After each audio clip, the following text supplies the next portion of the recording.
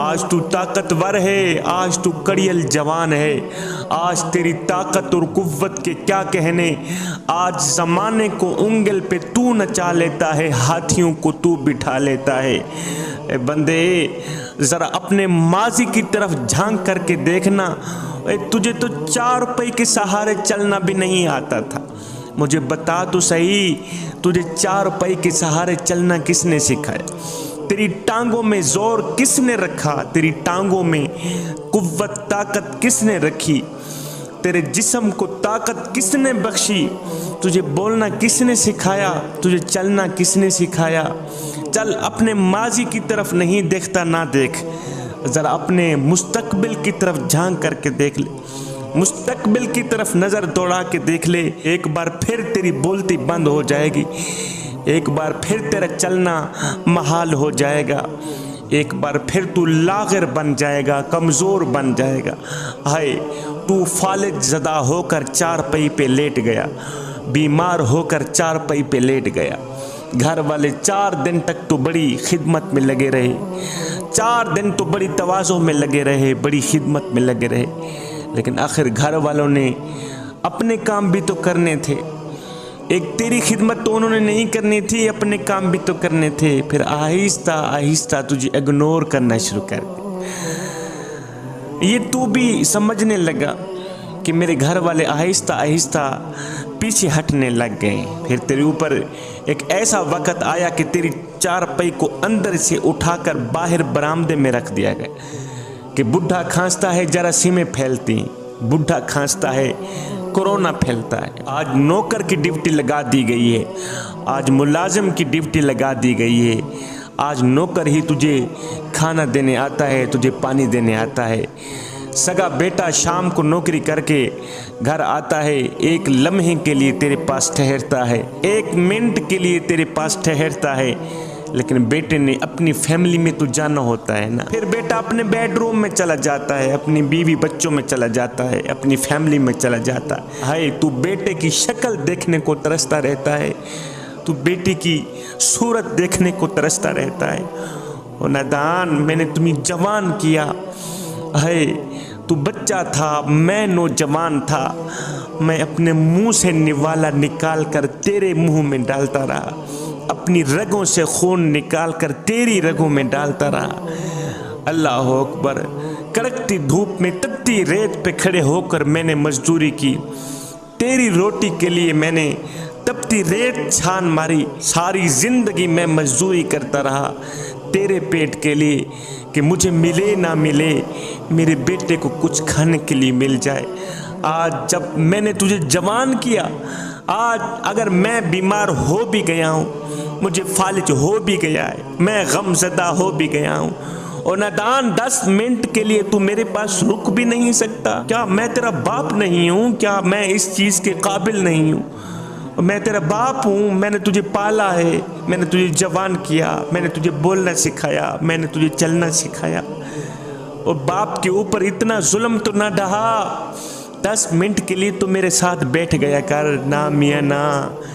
ہے تو بیٹے کی شکل دیکھنے کو ترستا رہتا ہے، بیٹے کی صورت دیکھنے کو ترستا رہتا ہے، بیٹا آتا ہے 1 لمحے کے لیے تیرے ہاں ٹھہرتا ہے، ابا کیا حال ہے؟ ٹھیک ہے؟ بس ٹھیک ہوں، اندر چلا جاتا ہے اپنے بیوی بچوں میں۔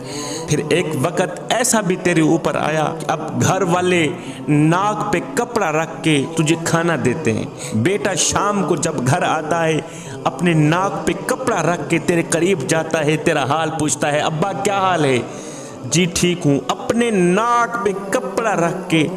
ہے اب تو اتنی نفرت کرنے لگ گئے ہیں گھر والے، اب تو اتنی نفرت کرنے لگ گئے ہیں تیرے گھر والے، جن کے لیے تو حلال و حرام کی تمیز کیے بغیر کماتا رہا، کھلاتا رہا، آج وہ تجھ سے اتنی نفرت کر رہے ہیں کہ ناک پہ کپڑا رکھ کے تجھے کھلاتے ہیں، تجھے پلاتے ہیں، اٹھاتے ہیں، بٹھاتے ہیں، تجھے طرح طرح کی بیماریوں نے آن گھیرا کہ آج گھر والے بیوی بچے تیرے مرنے کی دعا کر رہے ہیں، بچے کہتے ہیں یا اللہ اب تو ابا بہت تنگ ہو گیا ہے، بیٹی کہتی ہے یا اللہ ابا بہت تنگ ہو گیا ہے، اب ساری فیملی دعا کر رہی ہے یا اللہ اب ابے کو سنبھال ہی لے تو بہتر ہے، ابا زندگی سے تنگ آ گیا ہے، زندگی اور موت کی جنگ لڑ رہا ہے، ابے کو سنبھال ہی لے تو بہتر ہے۔ آج بیٹے بھی موت مانگ رہے ہیں، آج بیٹیاں بھی موت مانگ رہی ہیں، گھر کی ساری فیملی تیرے مرنے کی خواہش مند ہیں۔ جب تو نے دیکھا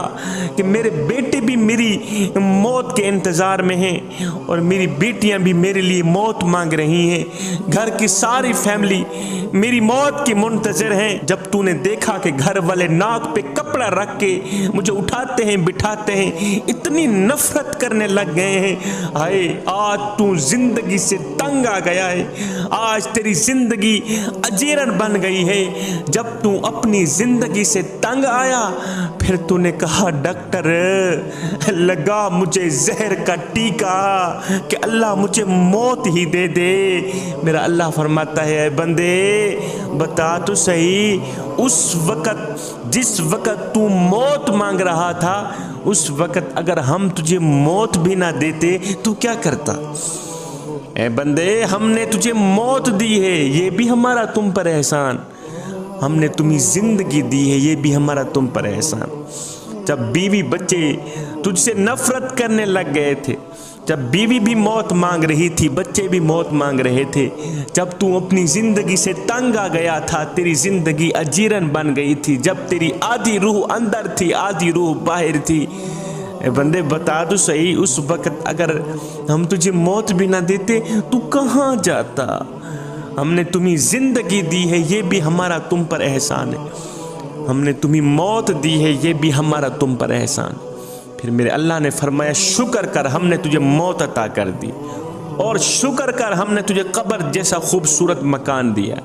کوئی کتا بھی تو مر جاتا ہے، گھسیٹ کے روڑی پہ ڈال دیا جاتا، بکری بھی تو مری تھی گھسیٹ کے روڑی پہ ڈال دی گئی۔ اے بندے اگر تجھے بھی گھسیٹ کے روڑی پہ ڈال دیا جاتا تو کیا تھا، لیکن فرمایا نانا یہ میرا شاہکار ہے، پہلے اسے غسل دو پھر اس کو چٹا لباس پہنا دو، اور ہاں جگہ جگہ پر خوشبو بھی لگا دینا۔ آج دشمن بھی تیرا منہ دیکھنے آ رہا، آج زمانہ تیرا منہ دیکھنے آ رہا ہے، ایمان سے بتا کیا یہ تیرا کالا منہ دکھنے کے قابل ہے؟ پھر فرمایا اس کو اٹھاؤ قبرستان کی طرف لے جاؤ، آج تیرا پروٹوکول اتنا ہے کہ آج تو دلہا بنا ہوا ہے، زمانہ تیری بارات بنی ہوئی، تیرا پروٹوکول اتنا ہے۔ میرا اللہ فرماتا ہے میرے شاہکار کو ایک بندہ بھی نہیں 4 بندے اٹھائیں، اور ہاں کندھا بھی بدلتے رہنا، اور ہاں آہستہ آہستہ جانا کہیں میرے شاہکار کو دھکا بھی نہ لگ جائے۔ آج تیرا پروٹوکول اتنا ہے کہ آج امام کعبہ بھی آ جائے وہ بھی پیچھے ہے، تیری لاش آگے ہے۔ میرا اللہ فرماتا ہے بندے بتا تو صحیح تو نے ہمارے ساتھ کیا کیا، اور دیکھ تو صحیح ہم نے تیرے ساتھ کیسا اچھا سلوک کیا۔ تو نے ہمارے ساتھ جو کچھ بھی کیا ہے، ساری زندگی تو نے ہمیں ایک سجدہ نہیں کیا، مسجد کے قریب نہ گیا، قرآن کے نزدیک نہ گیا، اور تو نے ہمارے ساتھ جو کچھ بھی کیا ہے دنیا والوں کے سامنے ہم نے تجھے رسوا تو نہیں کیا، دنیا والوں کی نظروں میں ہم نے تجھے ذلیل تو نہیں کیا، ہم نے تجھے بے عزت تو نہیں کیا۔ دیکھ ہم نے تجھے کتنی عزت بخشی ہے کہ آج مرتے وقت بھی، آج رخصتی کے وقت بھی تو دلہا بنا ہوا ہے، زمانہ تیری بارات بنی ہوئی۔ اے بندے آ جا اس کریم رب کی چوکھٹ پر جہاں عزت ہی عزت ہے، جہاں مقام ہی مقام ہے۔ جوانو ہماری آخری منزل قبر ہے، ہمارا آخری ٹھکانہ قبر ہے، ہمارا آخری گھر قبر ہے۔ انسان ساری زندگی یہی سوچتا رہتا ہے کہ لوگ کیا کہیں گے، میاں لوگ کیا کہیں گے۔ صاحب لوگ آخر میں بس یہی کہتے ہیں کہ انا للہ و انا الیہ راجعون۔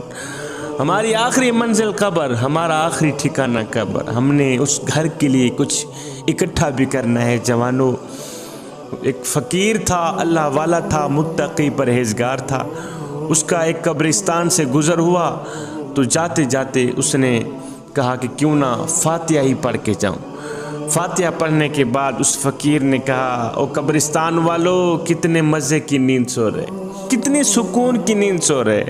غیب سے آواز آئی فقیر میاں اے مزے کی نیند ہم نہیں سو رہے، مزے کی نیند تو آپ سو رہے ہیں، ہم تو یہاں سونے کی سزا بھگت رہے ہیں، ہم جو ہیں یہاں سونے کی سزا بھگت رہے ہیں میاں، مزے کی نیند تو آپ سو رہے ہیں۔ صاحب یہ زندگی کے لمحے تیرے اور میرے لیے غنیمت ہیں، انہی لمحوں میں ہم کچھ کر لیں، انہی لمحوں میں کچھ اکٹھا کر لیں، انہی لمحوں میں خدا کی یاد اور محبت کے دیے اپنے دل میں جلا لیں۔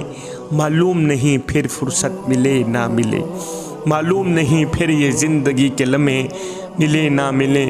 کوئی بن گیا رونق پکھیاں دی، کوئی چھوڑ کے شیش محل چلیا، کوئی پلیا ناز تے نخریاں وچ، کوئی ریت گرم تے تھل چلیا، اور کوئی بھول گیا مقصد آمن دا تے کوئی کر کے مقصد حل چلیا۔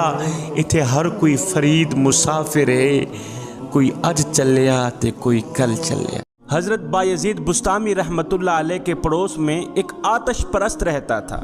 اس آتش پرست شخص کی ایک بے عمل مسلمان سے دوستی تھی، ایک بے نمازی مسلمان سے یاری تھی۔ ایک دن اس بے عمل مسلمان نے، اس بے نمازی مسلمان نے اس آتش پرست یار کو کہا میاں اگر تو بھی کلمہ پڑھ کے مسلمان ہو جائے تو کتنی اچھی بات ہے۔ تو آگ کو پوجتا ہے، آگ کو پوجنے سے کیا فائدہ؟ آگ کو تو اپنے پرائے کی بھی کوئی تمیز نہیں ہوتی۔ تم جو اس آگ کے پجاری ہو، اگر تم بھی اس آگ میں کود جاؤ تو یہ آگ تو تجھے بھی جلا کر راکھ کر دے گی میاں، اور جو پوجنے والے کو جلا کر راکھ کر دے پھر اسے پوجنے کا کیا فائدہ؟ بہتری اسی میں ہے کہ تو بھی کلمہ پڑھ کے مسلمان ہو جا۔ جس خدا نے اس آگ کو پیدا کیا اسی پر ایمان لیا۔ بے عمل مسلمان کی یہ بات سن کر اس کافر نے جو جواب دیا وہ آج کے اسلام کے نام پر بدنما دھبا لوگوں کے لیے ایک سبق ہے۔ اس کافر نے کہا میاں میرے سامنے دو اسلام ہیں، اور مجھے تو دو اسلام نظر آتے ہیں۔ ایک وہ اسلام ہے جو حضرت بایزید نے اپنایا ہوا، ایک وہ اسلام ہے جو حضرت بایزید میں نظر آتا ہے، جو نماز بھی پڑھتا ہے، قرآن بھی پڑھتا ہے، تہجد بھی پڑھتا ہے، حج بھی کرتا ہے، غریبوں کی مدد بھی کرتا ہے، ہمسایوں کے حقوق بھی پورے کرتا ہے۔ ہمسایہ چاہے کافر کیوں نہ ہو وہ ہمسائے کی بھی مدد کرتا ہے، غریبوں کی مدد کرتا ہے۔ اگر کسی کو نفع نہیں دے سکتا تو کوشش کرتا ہے کسی کو نقصان بھی نہ پہنچائے، اور اگر کسی کو خوشی نہیں دے سکتا تو بھرپور کوشش کرتا ہے وہ کسی کو دکھ بھی نہ دے۔ حقوق اللہ بھی ادا کرتا ہے، حقوق العباد بھی ادا کرتا ہے۔ ایک اسلام یہ ہو گیا، اور ایک اسلام وہ ہے جو تو نے اپنایا ہوا ہے۔ نہ کبھی تو نے نماز پڑھی ہے، نہ تو نے قرآن پڑھا، نہ حج کیا، نہ زکوٰۃ دی۔ 24 گھنٹے تو جھوٹ ہی جھوٹ بولتا رہتا ہے، فریب تو کرتا ہے، مکر تو کرتا ہے، 2 نمبر دھندا تو کرتا ہے، شراب تو پیتا ہے، زنا تو کرتا ہے، مظلوموں پر ظلم تو کرتا ہے، کسی کو خوشی دینے کے بجائے دکھ دیتا ہے، کسی کو نفع پہنچانے کے بجائے تو نقصان پہنچاتا ہے۔ حقوق العباد اور حقوق اللہ ادا کرنے کا تمہیں خیال تک نہ آیا۔ اور میرے یار، میرے دوست، اگر تو یہ چاہتا ہے کہ میں حضرت بایزید جیسا مسلمان بنوں تو یہ تو میرے لیے بڑی مشکل بات ہے کہ حضرت بایزید جیسا مسلمان کون بن سکتا ہے۔ اور اگر تم یہ چاہتے ہو کہ میں تیرے جیسا مسلمان بن جاؤں تو تیرے جیسا مسلمان بننے کی ضرورت ہی کیا ہے؟ تیرے اسلام اور میرے کفر میں فرق ہی کیا ہے کہ نماز اگر میں نہیں پڑھتا تو نماز تو تم بھی نہیں پڑھتے، قرآن اگر میں نہیں پڑھتا تو قرآن تو تم بھی نہیں پڑھتے، حج اگر میں نہیں کرتا حج تو تم بھی نہیں کرتے، اور زکوٰۃ اگر میں نہیں دیتا زکوٰۃ تو تم بھی نہیں دیتے۔ میرے اور تیرے میں فرق کیا ہے میاں؟ اگر جھوٹ میں بولتا ہوں تو سچ تو کون سا بولتا ہے؟ تو بھی تو جھوٹ ہی بولتا رہتا ہے۔ شراب اگر میں پیتا ہوں شراب تو بھی پیتا ہے۔ زنا اگر میں کرتا ہوں زنا تو بھی کرتا ہے۔ نماز اگر میں نہیں پڑھتا تو کون سا پڑھتا ہے؟ خدا کا نام اگر میں نہیں لیتا تو کون سا لیتا ہے؟ اور تیرے اور میرے میں فرق ہی کیا ہے میاں؟ الغرض جو حال میرا ہے وہی حال تیرا ہے میاں۔ سچ تو یہ ہے کہ مسلمان ہونے کا خیال اگر میرے ذہن میں آتا بھی ہے مسلمان ہونے کا خیال اگر میرے دل میں آتا بھی ہے تو میں تیرے جیسے بے عمل مسلمان کی حرکتوں کو دیکھ کر پیچھے ہٹ جاتا ہوں، اسلام قبول نہیں کر پاتا ہے۔ تیری اس حرکتوں نے مجھے اسلام سے دور کر دیا۔ اگر مسلمان ہونے کا خیال میرے ذہن